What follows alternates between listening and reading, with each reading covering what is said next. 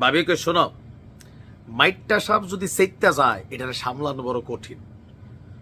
মাইটটা সাপ তো মানছে গনে না, না শোনো, মাইটটা সাপ যদি চেত নাই মনে করো না, যদি চেইতে যায় ফানক সাপের থেকে কিন্তু এটার বিষ বেশি হয়ে যায়। আসলে এই কথাটা কেন বললাম, এই মুহূর্তে গেল ধরেন 17 বছর একটা লড়াই সংগ্রাম শেষে যখন ক্ষমতার চেয়ারটা চোখের সামনে ভাসছে, এর মাঝখানে কোথায় থেকে যেন ডক্টর ইউনূস সরকার এসে বসে গেলেন, বাকি মুরব্বীদেরকে নিয়ে একটা সার্কেল তৈরি করলেন, সেইখানে আবার এই ছাত্র উপদেষ্টারা বসলেন, আবার রাজনৈতিক দল তৈরি হয়ে গেল রাতারাতি, আবার ক্ষমতার দিকে ধাবিত হওয়ার জন্য সংসদের ঠিক রোডটার মুখে। ভাবিকে আইডিয়াটা সুন্দর, ওই দেখা যায় সংসদ ভবনে এরকম একটা কবিতা বানানোর পরিকল্পনা ছিল হয়তোবা। এই সকল কিছু দেখে বিএনপির মনে মনে কি হচ্ছে যে ডক্টর ইউনূস সরকার কি করছেন, প্রশ্ন হচ্ছে এখানে। আর আজকে যে ঘোষণা দিয়েছেন মির্জা আব্বাস, যতটুকু মান সম্মান আওয়ামী লীগের আমলে ডক্টর ইউনূস না হারাইছেন, আগামী দিনে হয়তোবা তিনি এটাও হারাই ফেলতে পারেন। কারণ বিএনপি কিন্তু অরিজিনালি ফানক সাপ টাইপেরই, আওয়ামী লীগ টাইপেরই, মানে কর্মীরা যারা আছে সব বুলেট এক একটা। But right now Tarique Rahman দলটাকে খুবই শৃঙ্খলার সাথে চালানোর চেষ্টা করছেন। তারপরেও মাঝে মাঝে ঘটনা ঘটছে। তবে দলের ঊর্ধ্বতন পক্ষ থেকে যদি এরকম গরম বক্তব্য আসে, কর্মীরা কি করবে? অনেকদিন কিন্তু শরীরটা লাড়াচাড়া দেওয়ার একটা কিন্তু জায়গা পাইতেছে না, আসবে, মাঠে প্রতিপক্ষ আছে। বিএনপিও আসলে বাধ্য হচ্ছে। কেন?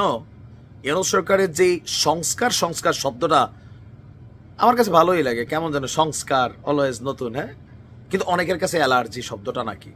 আওয়ামী লীগের সময় নাকি এরকম উন্নয়ন শব্দটা শুনলে অনেকের অ্যালার্জি হইতে পারে, এরকম মনে হয়। হচ্ছে নাকি হচ্ছে না, কমেন্ট করেন তো দেখি। হচ্ছে মনে হয় নাকি? আচ্ছা যাই হোক, মূল আলোচনায় যাই।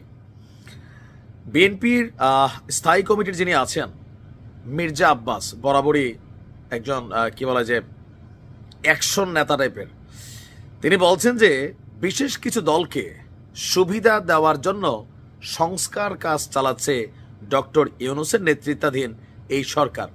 এখন এটা কি যৌক্তিক নাকি অযৌক্তিক? প্রথমে আমরা জাতীয় নাগরিক পার্টিকে দাবি করতেই পারি যে এই দলটাকে সুবিধা তিনি দিচ্ছেন, এটা হচ্ছে বাস্তবতা, তাই না? তারপরে বিটিভি হিসেবে জামাত কিছু পাচ্ছে, এটা অনেকে মনে করছেন, আমি তারা এত কিছু জানি না। আচ্ছা যাই হোক, এরপরে তিনি বলছেন ওদের হাতের, মানে এই ইউনূস সরকারের হাতের ওদের কলমের, এই যে কলম দিয়ে সাইন করে, অনেক দামি কলম, এই কলমের কোনো সংস্কার আমরা সহজে মেনে নেব না। তো কি করবেন? সংস্কার যদি করেন আমরা কারেকশন করব। গেল নি মান সম্মান।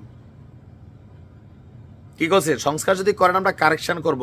তো আপনারা কি একলা একলা করবেন? আপনারা বড় দল এই বললা না, শোনো, আমরা বড় দল ঠিক আছে, কিন্তু আমরা বিলিভ অন ডেমোক্রেসি। তো কি করবেন?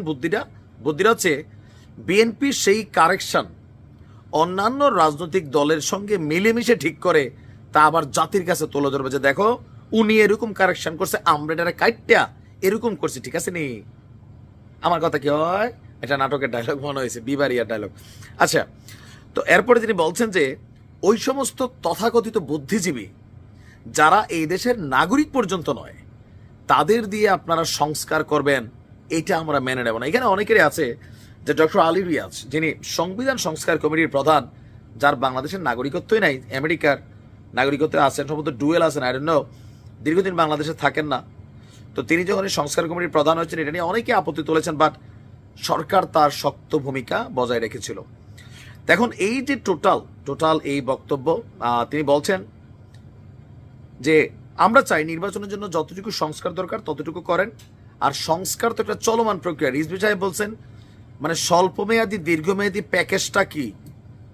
আরে মানে এরকম বলে আর কি, যে স্বল্পমেয়াদী দীর্ঘমেয়াদী কি? সংস্কার তো চলমান প্রক্রিয়া, আপনারা যতটুকু করার দরকার নির্বাচনের জন্য দেয়া দেন। এখন যে নির্বাচন পিছাচ্ছে, বিএনপি মনে করছে যে এই সরকার নির্বাচন পেছানোর জন্য চেষ্টা করতেছে। কেন? ওনাদের যে কিংস পার্টি, জাতীয় নাগরিক পার্টি, এটাকে ম্যাচিউর করার জন্য। যদি জাতীয় নাগরিক পার্টি না হইতো ডক্টর ইউনূস সরকার প্রশ্নবিদ্ধ হইতো না, মনে রাখেন 100%। কিছুটা হয়তো জামাতের এরকম ছোঁয়াশাই নিয়ে অনেক কথা হইতো, বাট জাতীয় নাগরিক পার্টি ওনাকে বিতর্কিত করতেছে, এটা বাস্তব, এটা ওনার ড্রিমও, তিনিও চাচ্ছেন ছাত্র নেতৃত্ব। আসিফ নজরুল স্যার তো কইছে বাবা তোমরা 5টা 10টা বছর থাকো, ভাবি কিটা কোনো কথা কইডাই কথা আমার কথা কি হয় অবশ্যই হয় এরকমই। যা হয়নি আবার সাংবাদিক ইলিয়াস চেতা গেছে জাতীয় নাগরিক পার্টিরে কইছে দেশ চোষার মজা বোঝাবে। দেখেন শব্দ কোথায় থেকে কোথায় যাচ্ছে। তো এরকম যদি পরিস্থিতি হইতে থাকে 2-4 দিন পর ওনার নিয়ে কথাবার্তা হবে। আর আমার মনে হয় এতদিন যাবৎ বাংলাদেশ আওয়ামী লীগের রোশান হলে যারাই পড়তো রাতারাতি তারা হিরো আলম হয়ে যেত। হিরো আলম বোঝেন নাই? আর বাংলাদেশে একসময় আওয়ামী লীগের নেতারে হারানোর জন্য আরাফাতরে হারানোর জন্য হিরো আলম ভোটে দাঁড়াইছে, দেখছেন না? আলম এখন 10টা ভোট পাবে, দাঁড়ানোর সাহসিত করে না, থাপড়িয়া দাঁত ফলাই দিবে। হইল কি? কারণ ওই সময়টা ছাগল দাঁড়াইলেও ছাগলের একটা জনপ্রিয়তা হয়ে যেত। বাট রাইট নাও আওয়ামী লীগ মাঠে নাই, এখানে হিসাবটা আলাদা। তো তখন ডক্টর ইউনূস সব দলের একটা পাইছেন, সমর্থন পাইছেন। আর এটা একটা পলিটিক্যাল ইস্যুও ছিল, ইন্টারন্যাশনাল ক্যারেক্টার। বাট রাইট নাও সব দলই তারা নিয়ে খেলা শুরু করছে। এরকম খেলতে থাকলে আওয়ামী লীগ একদিন যোগ দিবে, তারপরে তিনি সবার খেলার পাত্র হবেন। ওই রকম কিছুই ঘটে যাবে যেটা হয়তো আমরা কল্পনাও করতেছি না। আমিও চাই সরকার যেটাই করেন আপনারা নির্বাচনের বিষয়টা আসলে একটা ক্লিয়ার তারিখ ঘোষণা করে দিলে বিএনপি মনে হয় স্বস্তি পাবে, জাতীয় স্বস্তি পাবে। একবার ডিসেম্বর, এরপরে মার্চ, অমুকে কয় জুন, তো মানুষ তো বিভ্রান্তিতে আছে, তাই না? কেউ কেউ বলতেছে হাসিনার বিচার তো 18 বছর লাগবে। 18 বছর কি ক্ষমতা থাকবে? আসিফ নজরুল স্যারকে 5-10 বছর তোমরাই থাকো, মিঠাই খাই মন্ডা খাই না, উনি বলেন না, মানে অনেকে বলতেছে এরকম আর কি। তো কি মনে করেন যে আসলে কোন দিকে যাচ্ছে মানে ডক্টর ইউনূসের যেই সিদ্ধান্তগুলো? পলিটিক্যাল পার্টিরা আপনাকে ধরবে, এটাই তো স্বাভাবিক। মানুষ রাজনীতি করেই ক্ষমতায় যাইতে, অন্য কিছু না। দেখা যাক কি হয়। ভালো থাকুন।